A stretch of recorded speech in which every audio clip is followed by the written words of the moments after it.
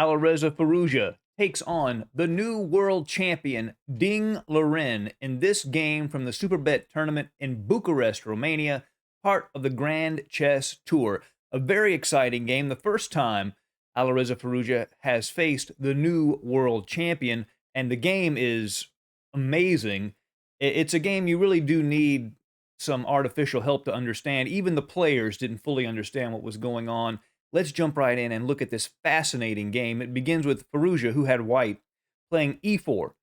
Ding Liren plays e5, and quickly we get a Berlin defense on the board, and Firouzja plays d3, really the more common move today, avoiding the Berlin endgame, bishop to c5 and c3, with the idea of eventually pushing d4. Also, it limits the scope of this knight on c6. It can no longer go to b4 or d4.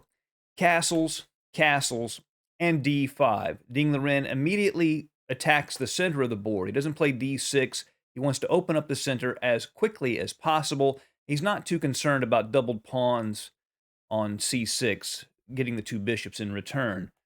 Knight b to d2, de4, de4. Now we've established an open d file for both sides. a5. The idea here is twofold. He wants to restrain the expanding move b4 from Firouzja, and he also wants to give the bishop on c5 a place to hide back on a7. The only problem is it does allow bishop takes knight, but that gives up the two bishops, and after, say, a variation like knight e5, rook e8, queen d6, in this position, black is doing more than okay, and he decided not to go into that line, and instead Firouzja plays queen to c2. Trying to avoid a queen trade and also offering extra defense to the e4 pawn.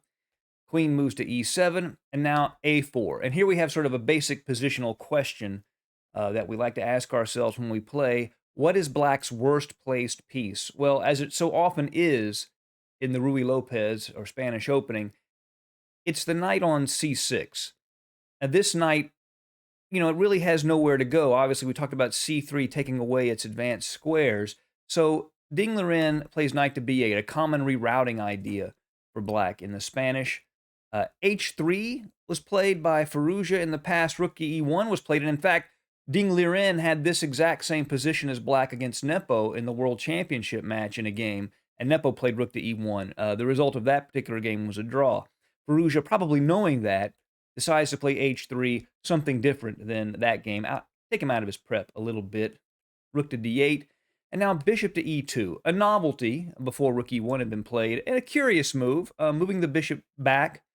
Maybe he just didn't want it to be a target on that b5 square. Knight b to d7, and now the rook goes to e1, its most natural square, allowing a bishop or a knight to come to f1 and also adding to defense of the e4 pawn. Knight to f8, rerouting the knight. The knight can go to e6, maybe hop into f4.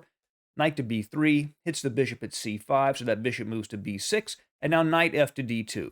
What Firouzja would like to do is play the knight to c4, hit the b6 bishop and the pawn on a5. He would love to just snatch that bishop right off of the board and grab the two bishops. The dark square bishop is quite strong for black, so he would love to get rid of it.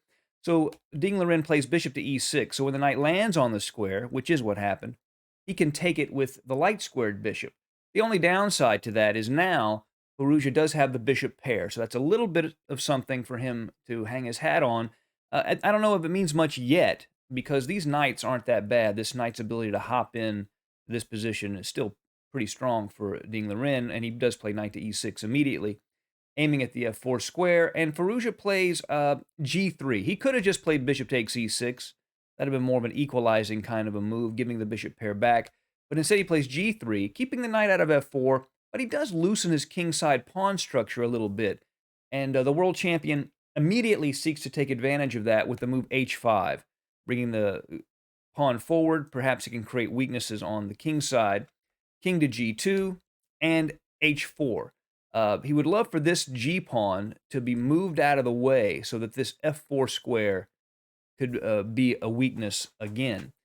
Queen to e2 was played by Firouzja. That allows the knight at b3 to come back without blocking the queen's access to the king side. Knight g6, excuse me. And in the post-mortem, Alireza was very critical of this move. He thought it was far too weakening of black's king.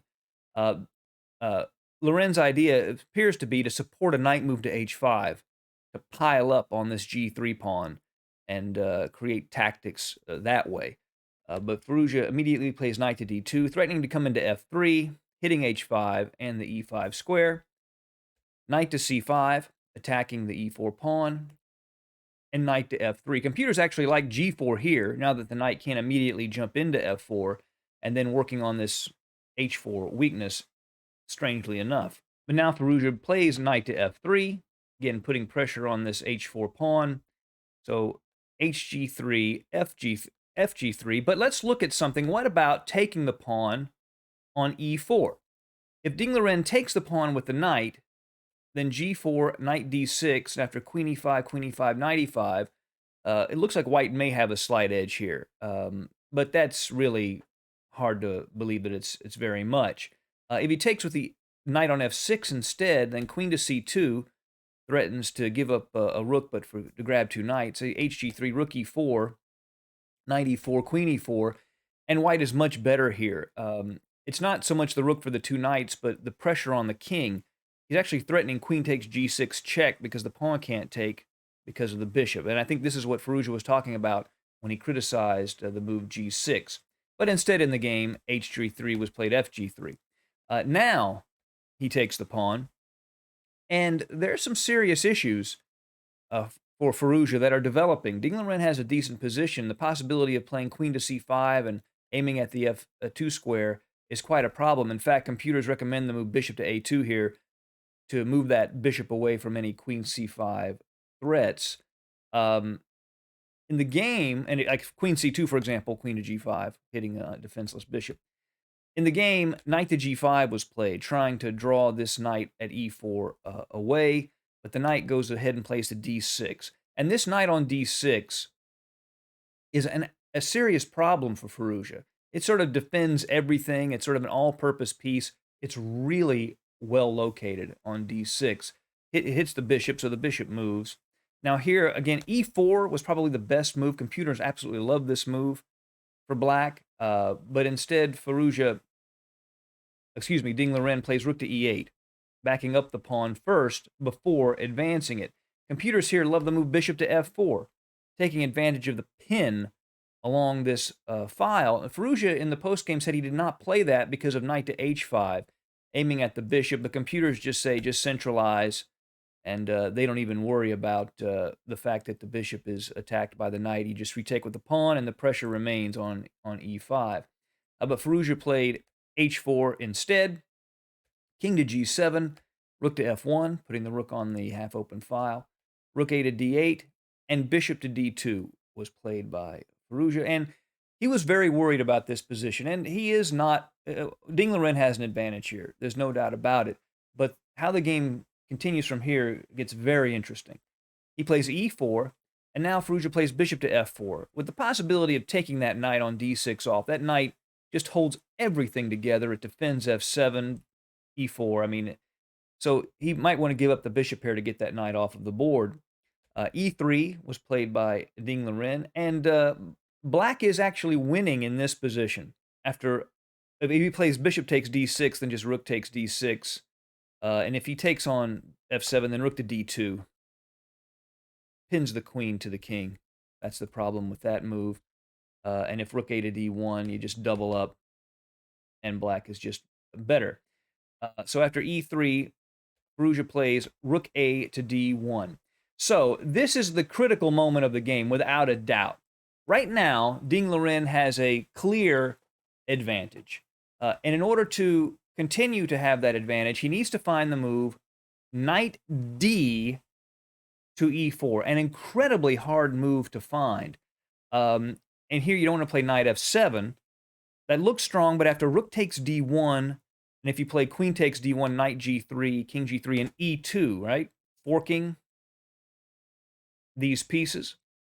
So you'd want to take rook takes d8. Let me look back. No, rook takes d1. If you take with the rook instead of the queen, then knight to f2 hits the rook. When the rook moves back, queen to d7, threatening queen to h3 check, as well as queen to c6 check, knight to g5, queen c6 check, knight f3, knight h5, and black just has massive pressure on Firouzja's position, and he is better So white would really be compelled to take on d8. And after rook takes d8, bishop takes e3, take on g3, king g3. Now bishop takes e3. White could throw in knight to e6 check to mess up black's pawns and interfere with the queen and the bishop. But in this position after e5, black is better. He's up a pawn, and white's king is much less safe on g3. But that would be if he played knight d to e4. But in the game, he plays knight f to e4. And it's sort of hard to tell the difference, but this actually throws away the advantage that he has. Now, bishop takes d6. Again, he doesn't want to take on e3, because if knight takes g5, bishop d4 check, then you just take. And in this position, black wins a piece, because white can take one of these pieces, but black will be left with two pieces. So bishop takes d6, knight takes d6, bishop f7, taking twice. You don't want to take with a knight here, because rook takes d1, and if the queen takes, you get the same fork idea. If the rook takes, you just win a piece. So you have to take with the rook, which looks like a stronger move anyway, delivering check and attacking the queen. Queen f7, knight f7. And here, king f7 would be a mistake, because after rook d8, you'd end up with a position similar to the game, which we will look at in some detail here in a second. So rook takes d1, queen takes d1, king f7, and now queen to e2. He has to maintain the blockade of this pawn, change that color, on e3. And right now he's doing that with his queen. And as long as that's the case, black can hold this position. And the best move for Ding Liren here is king to g7. It looks like he can hold here, because if the queen moves, he'll be able to advance the pawn to e2. And so basically the queen will be stuck on the e2 square. But instead he plays king to e7, and with his king out in the open, that gives Firouzja the ability to move that queen away from the e2 square and get out of that blockade. His next move is very strong, king to f1. Basically, he's switching the blockaders. He's moving the queen out of the blockading position and putting his king in front of the pawn instead. Rook f8 check, king to e1, rook f2, hitting the queen, but now queen to g4. And Firouzja's real advantage here, in addition to having a queen that can check the black king all over the board, are these two pawns on the king side. He's got this 2-to-1 majority, and basically he's going to be able to just advance those pawns and create all kinds of trouble for the world champion. King to f6, queen to g5 check, king f7, queen d5 check, king f6, now g4. The pawns begin to march. Rook takes b2, g5 check, king to e7, and notice he always uses checks to control key squares. So he plays queen to e5 check, king d7, queen to g7, king d6, and now queen takes g6, and he's taking the pawn, and he's also controlling this checking square on b1, a very strong idea. King to e5, queen to e8, king to f4, hoping beyond hope that he might be able to play the king to f3 and create some mating patterns, but obviously Firouzja will not allow that to occur. g6, the pawn advances. If he does play the king forward, obviously Firouzja can just check it from behind and push it back. So rook to b1 check, king to e2, rook to b2 check, and now in order to get out of those checks, he plays king to d3, rook to d2 check, king to c4. Now rook to g2, getting behind the passed pawn, but then queen to f7 check from Firouzja, and the world champion, Ding Liren, resigned in this position. The reason is, if the king goes to the e file, let's say, then just queen to d5 check would skewer the king to the rook. Also, if he goes to e5, just a double attack king and the rook. And the only other option is to go to the g file. But now, the passed pawn will queen with check. g7, e2, promote to a queen with check. And because of that, the world champion resigned. And Alireza Firouzja is now in second place in this tournament. After a bad start, he's now +1 and in very good shape going into the off day. If you want to see one of his previous games in this tournament, a really great game, be sure to check out this video right here. Thank you for joining us at Chess Dog. See you again soon.